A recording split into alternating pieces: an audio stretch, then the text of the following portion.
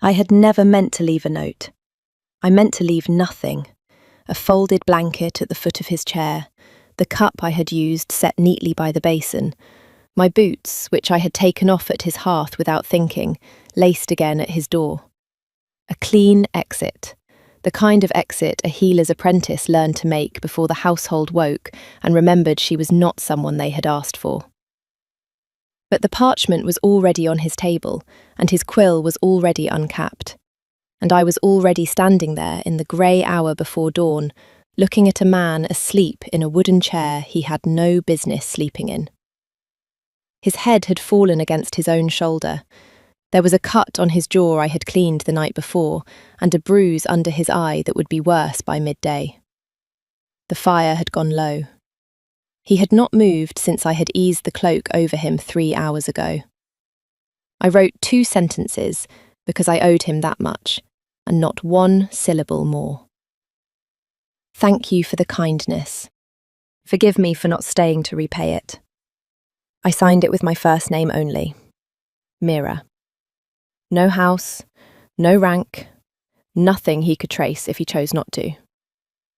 I let myself out the side door of the King's Solar, slipped through the kitchen corridor while the cooks were still raking ash, and was past the outer gate before the watch changed. By the time the sun cleared the eastern wall, I was 3 leagues into the pine country, with my satchel against my hip and my hood pulled low and my heart doing a careful, even thing in my chest that I refused to call regret. I was 23 years old. I had been raised by a healer who taught me that the surest way to ruin a kindness was to let it become a debt. Alaric of the Iron Reach had been kind to me for 1 night because his pride was bleeding, and I had been the one with thread and water. That was all. I knew that was all. I was wrong about almost every part of that, but I would not learn how wrong for another 9 days. If you had asked me before that night what I knew of the Alpha King, I would have told you what every village told you, that he was the strongest wolf in the 4 territories, that he had taken his crown at 20 by killing the man who had killed his father, that he did not laugh and did not drink and did not tolerate fools, and that his court was the most ruthlessly competent in living memory. He was a man people described in the same tone they used for hard winters. You prepared for him. You did not befriend him. I had been brought into the fortress that evening because his beta had been gored at a border skirmish, and the senior healer was 3 days out at a birthing. I was the substitute. I was told this in a tone that suggested I should be grateful and quiet, in roughly that order. I had been quiet. I had not been grateful. I had cleaned the beater's wound, packed it, stitched what had to be stitched, and given over the watch to a steadier woman than me at the 2nd hour after sunset. I had been told I might leave at dawn. I had been turning toward the corridor when the king had come down the stairs from his own solar with a cut on his jaw and his knuckles split open, and the page, who was meant to fetch the healer, had taken 1 look at me and pointed. So I had followed the king to his own room, because there had been no one else, and I had told him to sit down, and to my surprise, he had sat. Then I had told him to take off the cloak so I could see what else was wrong with him, and to my greater surprise, he had done that too. He had not been wounded badly. A bruised rib, the cut on his jaw, knuckles that needed cleaning more than stitching. But he had been tired in a way I had not expected from a man people described the way they did. Not weary from the fight. Weary the way some of my old patients had been weary, the ones who had been carrying something for years that no one had thought to take from them. I had cleaned what needed cleaning and bound what needed binding, and somewhere along the way I had said something dry about the state of his knuckles, something to the effect that the wall he had punched had clearly deserved it, and he had made a sound that I realised only afterwards had been a laugh. A short one, a surprised one. He had asked my name. I had given it. He had asked where I had trained. I had told him. He had asked if I was hungry, and I had said no, and he had said, "Liar," very quietly, and a tray had appeared on the side table, bread and cheese and a winter pear cut into careful pieces that he had not cut.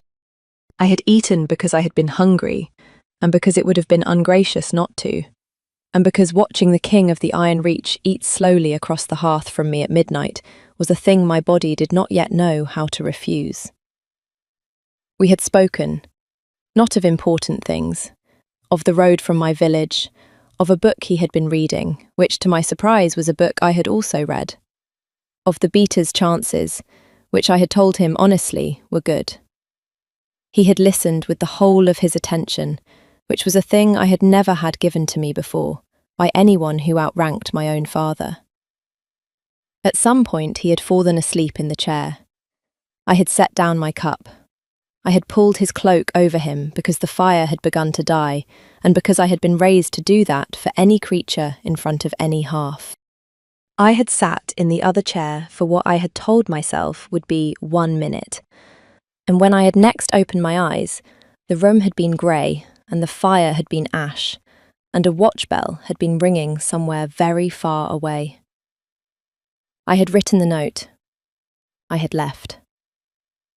I had walked all morning and most of the afternoon, and I had reached my aunt's cottage at the edge of the pine country by the time the second moon rose. I had told her nothing useful, only that the beater would mend, only that I had been paid, only that I was tired. I had slept the way I had not slept in a year. I had thought, when I woke, that I had handled it well. I had not yet learned that the king had not slept at all. The first sign came on the 4th day, when a rider in Iron Reach colours stopped at the village green and asked the smith if he had seen a healer's apprentice with a grey hood and a brown satchel pass through. The smith said no. The rider asked politely and left a coin and rode on. The smith told my aunt, who told me, who set down the bowl I was carrying and said something that was not quite a word. The second sign came on the 5th day, when an old woman 3 doors down received a letter from her son, who served in the king's household, and the son had written that the Alpha had not closed his eyes for 3 nights, and the court was beginning to be afraid.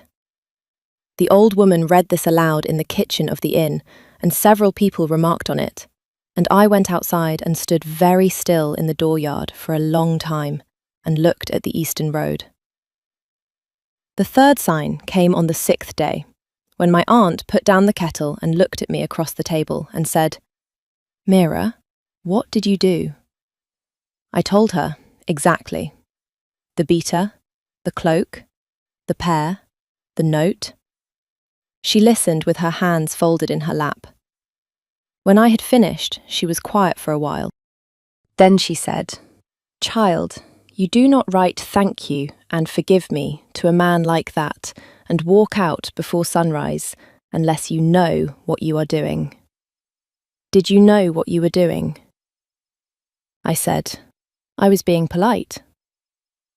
She looked at me with an expression I had only ever seen her wear at deathbeds and the births of difficult children, and she said, "Oh, my sweet girl."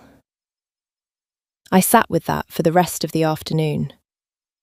I tried to find the part of me that did not understand. I could not find her.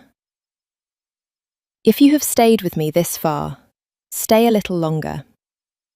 What happened on the 7th day is the part I have told no one outside of this telling, because it does not sound true even to me, and because I have not yet decided what to do with the truth of it. If this is finding you somewhere quiet, you might subscribe and stay for the rest. There is more, and the rest is harder to bear. He came at dusk on the 7th day. He came alone, which is the part the village still does not believe. No guard, no banner, no second horse. Only him, on a black gelding that was not a war horse, in a travelling cloak that was not the one I had pulled over his shoulders that night. He stopped at the edge of the green, where the road forked toward my aunt's cottage, and he sat his horse in the cold light, and he waited. He did not come to the door. He waited to be sent for. That is the detail that undoes me still. My aunt saw him from the kitchen window. She set down the knife she was using and said, very calmly, "Mira, the Alpha King is on the road." I went to the window. I looked. He was exactly where she had said he was. He had taken off his hood. His hair was wet from the fine rain that had been falling since noon. He looked terrible, in a way I had not known a man like him could look. Not weakened, but emptied out. As if the thing that had been keeping him upright had been doing so without rest for a very long time. I went to the door. I put on my cloak. I did not run. I walked down the path through the dripping pines, and I came up to him where his horse was standing, and I stopped 2 paces away, because if I stopped any closer, I was going to do something I had not yet decided to do. He looked down at me. He said, "Mira." He said my name like it was a word he had been saving for a week. I said, "Your Grace?" He said, "No, just that, not angrily, almost as a request." I said, "Alaric." Something in his face moved. He closed his eyes for a beat and opened them, and I saw the thing his beater and his court and the old woman 3 doors down had been afraid of. He had not slept. He had not slept in days. His hands on the reins were steady, but they were the steadiness of a man who had decided to be steady and was holding to that decision the way a swimmer holds to a rope. He said, "You left a note." I said, "I did."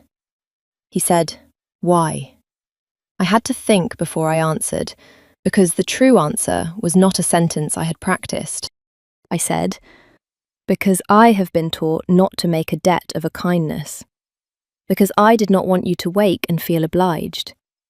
Because I am no one, and you are who you are, and a clean exit was the kindest thing I could give you in return for the pair." He looked at me a long moment. He said, "You are not no one." I said, "Your Grace." He said, "Alaric." I said, "Alaric, you do not know me." He swung down off the horse then, slowly, the way a man dismounts when his ribs are still mending. He stood in the road with the rain coming down through the pine needles, and he was a head and a half taller than me, and I could see now that he had not changed his shirt since the night I had left, because there was a stain on the cuff from where I had cleaned his knuckles, and the stain was still there. He said, "I have not slept since I read what you wrote."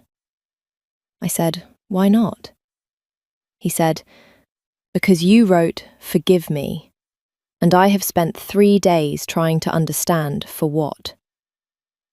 The rain went on falling. Somewhere a sheep was complaining about the weather. I could hear my own pulse in my ears very clearly. I said, "I meant for leaving without saying goodbye." He said, "I know what you meant."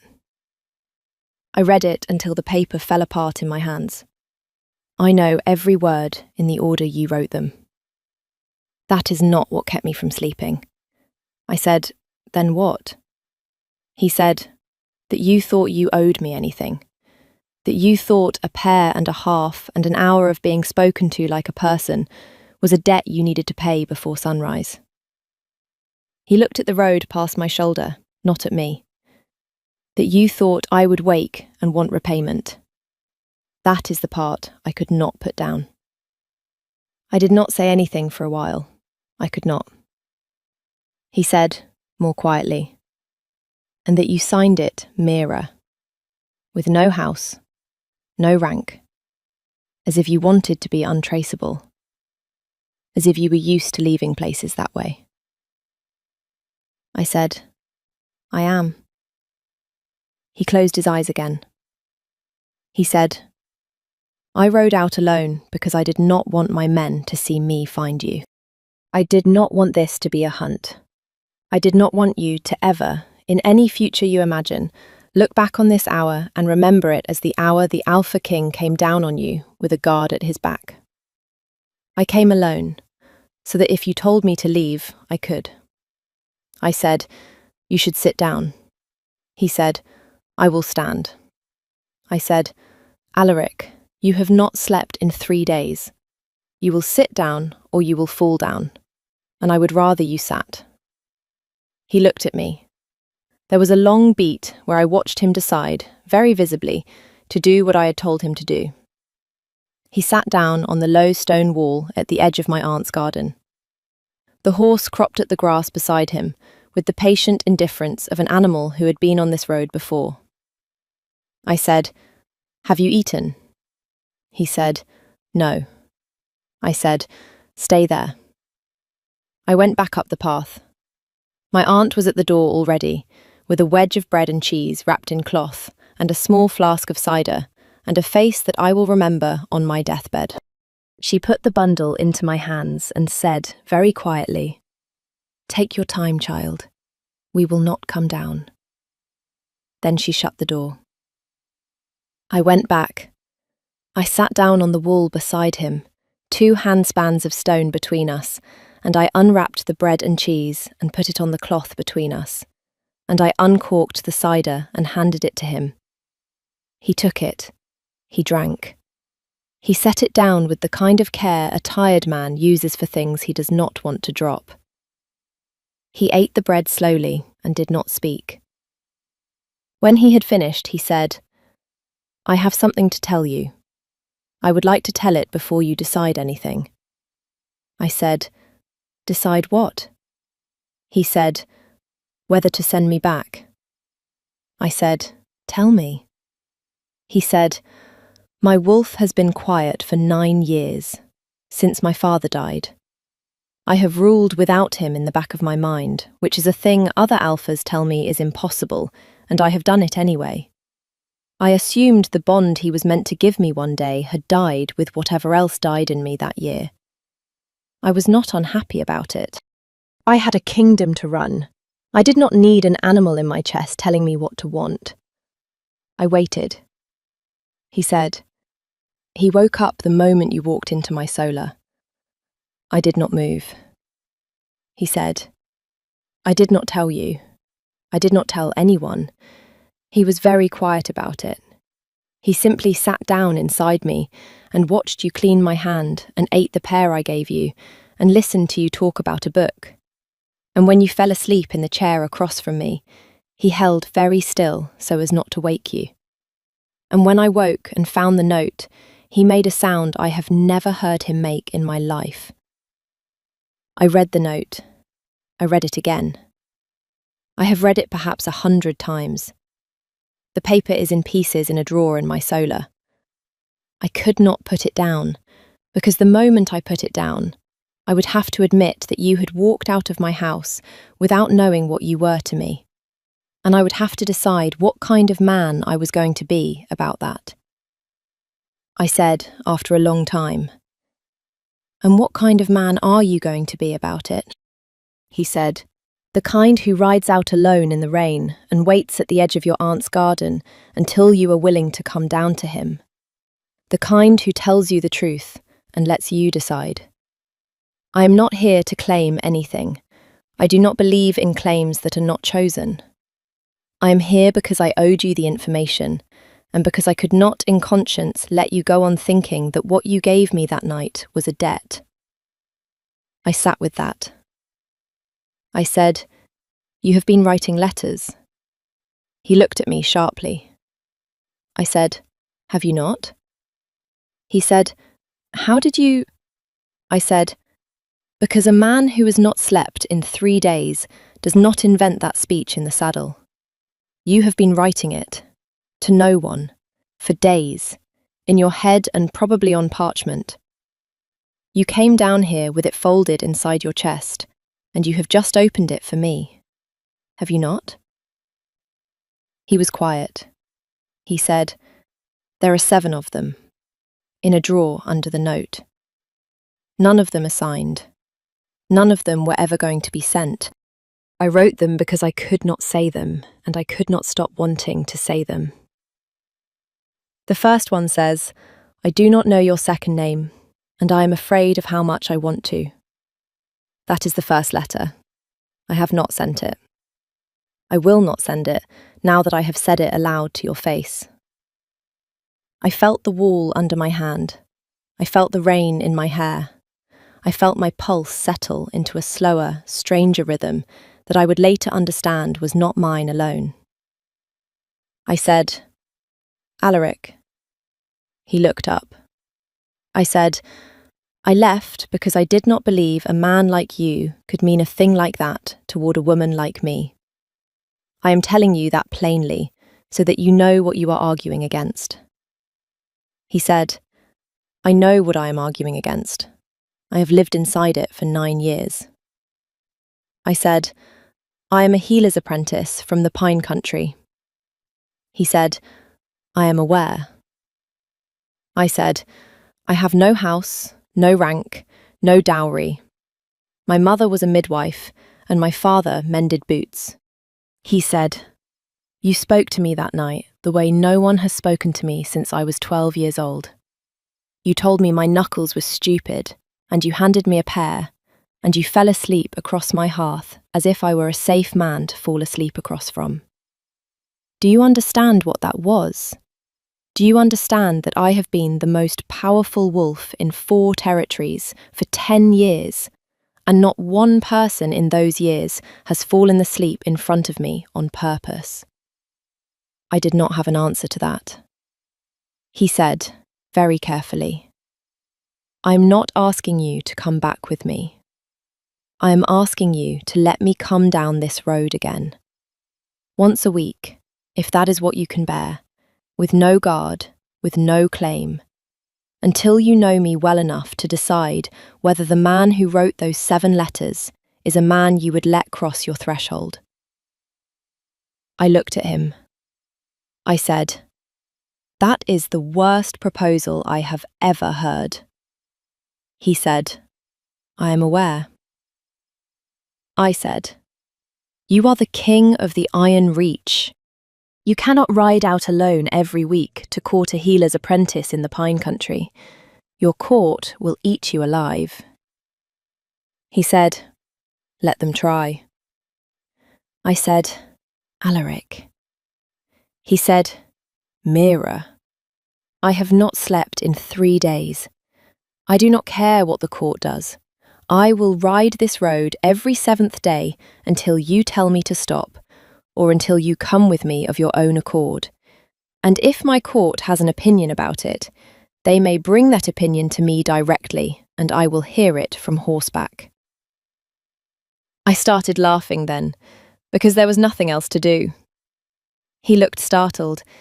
Then he looked something else, relieved, I think, in a way that hurt to watch. I said, "You are ridiculous." He said, "I have been informed." I said, "Eat the rest of that cheese." He ate the rest of the cheese.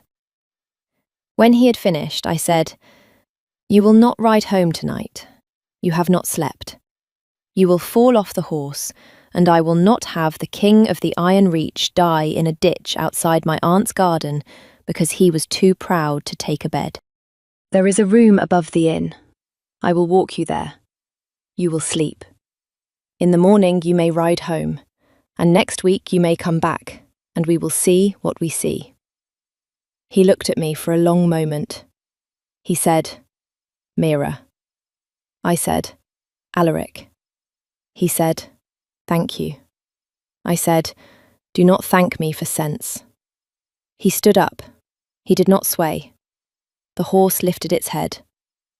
We walked together back through the village to the inn, and I spoke to the innkeeper, and a room was found, and I did not go up the stairs with him because I am not the woman who goes up the stairs on the 7th day. I went home to my aunt's cottage, and I did not sleep either, but I did not mind it, because I had spent the evening on a stone wall in the rain, being told the truth by a man who had ridden 100 leagues alone to deliver it.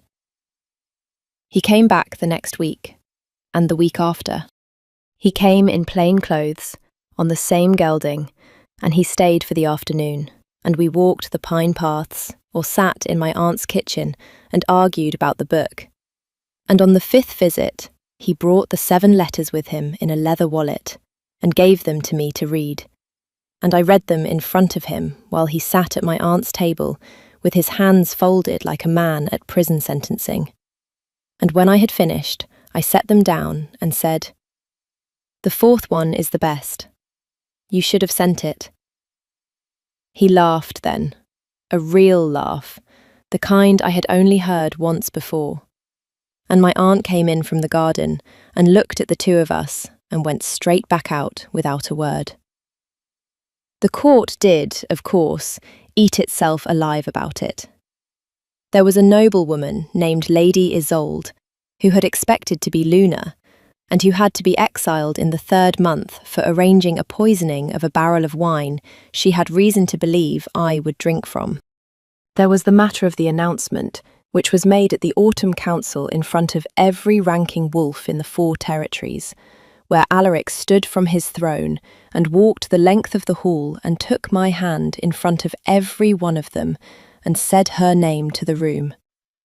Mira of the Pine Country, who will be Luna of the Iron Reach if she will have me, and waited there in front of his entire kingdom for me to answer. I answered. The room did what rooms do. He did not let go of my hand for the rest of the evening. The kiss, when it came, was not in the hall. It was in the corridor outside his solar 3 nights later, after a fight we had about whether I would be allowed to keep treating villagers in the lower town once I was Luna. I won the fight. He kissed me at the door of the room where he had once fallen asleep in a chair, and I will only say this about it. Something inside me that had been folded up small for 23 years opened. He pulled back and looked at me as if he had just confirmed a thing he had already known for 9 months, and I touched his jaw where the scar from that first night had healed pale and clean, and he closed his eyes. And I understood at last what his wolf had understood the moment I walked into that solar. We were married before the first snow. A year on, I was sitting in the window of his solar, our solar, though I still caught myself, reading a letter from the old woman 3 doors down from my aunt, who had written to thank me for the midwife I had sent for her granddaughter's birthing. Alaric was at the table behind me, doing something kingly with parchment, and I could feel, without looking, that he was watching me read. He did that. He had not stopped doing that. I said, without turning, "You are staring?" He said, "I am." I said, "Why?" He said, "Because you fell asleep across my hearth 1.5 years ago, and I have not yet recovered." I turned around and looked at him. He looked back at me, the king of the Iron Reach, with his quill in his hand and a piece of parchment in front of him and a face I had taught myself to read. He looked, more than anything else, rested. I said, "Sleeping again, are we?" He said, "Like a man who has been forgiven." I went back to my letter because I did not entirely trust my face. The note, the original 2 sentences I had written in the grey hour before dawn, was framed under glass on the wall above the hearth. He had pieced it back together from the drawer where it had fallen apart. He had not asked my permission to hang it. I had not asked him to take it down. If you have stayed with me to the end of this, and I hope you have, because the end is the part I most wanted to give you, tell me in the comments where you are listening from tonight, and whether you saw any of it coming, because I did not. I did not see 1 minute of it. If you would like to hear the rest of what happened in the Iron Reach that year, the Lady Isolde matter, the council, the snow, stay with this channel. There is more. There is always more. But for tonight, this is where I leave you, with a man asleep behind me at his own table, for the first time in a long time, and a piece of paper on the wall, and a name he says like he has been saving it for a week. Mira. He still says it that way. He has not yet stopped.